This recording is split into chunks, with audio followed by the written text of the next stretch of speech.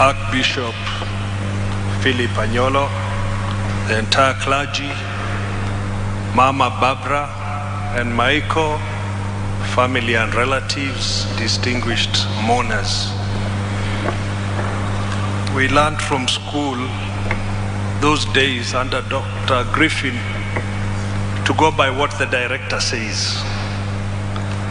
So I think the director conspired with another old boy who is a MC, that because in another forum they are all under me, I should say something. So perhaps let me start by acknowledging the entire Starehe fraternity, both boys and girls, alumni, to stand up wherever you are. Please.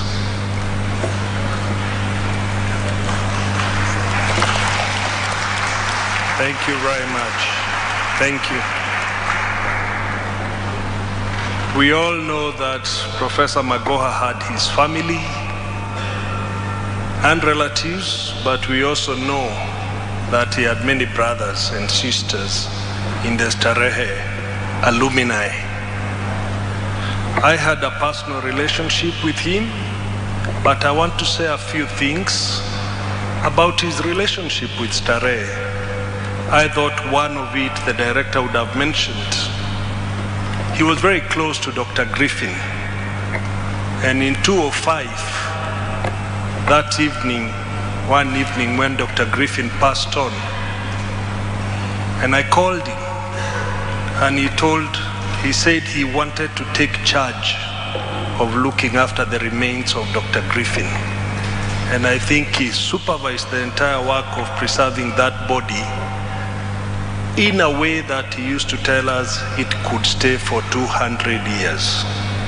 And that is how close he was to Dr. Griffin. The second one that I remember about Starehe is the day he was sworn in as a cabinet minister.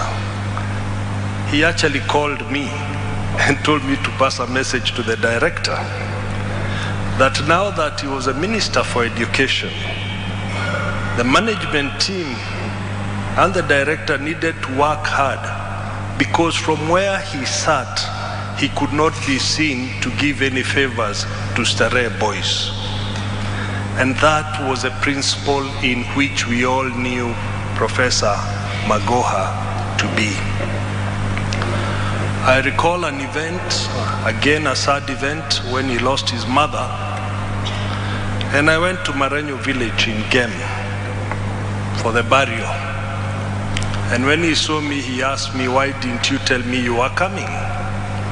And I told him, in the Starehe Brotherhood, I cannot tell you I'm coming to bury my mother. I just show up. And although many people think that Professor Magoha never smiled, he actually smiled and laughed.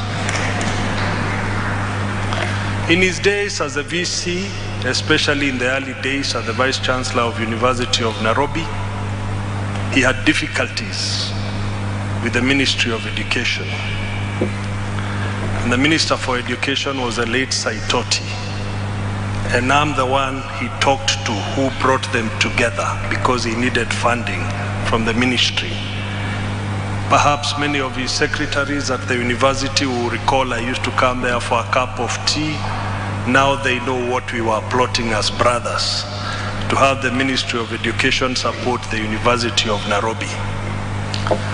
On the day that Professor passed on, and I've shared this with Barbara and Michael, I was having lunch with a friend of his. And this friend was very busy sending money to Professor Magoha.